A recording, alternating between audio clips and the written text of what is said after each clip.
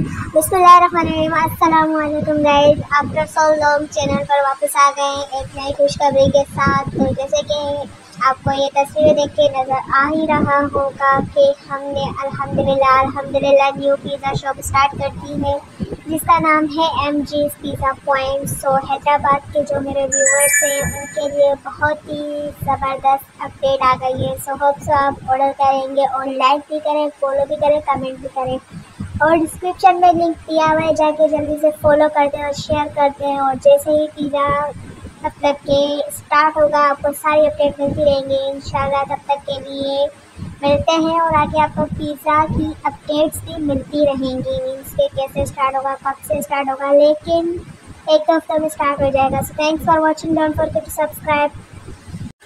तो भाई link description में जल्दी से जाके आप फॉलो कर लें और इंशाल्लाह आपको छोटा सा टूर वगैरह भी कोशिश करेंगे कि करवाएं।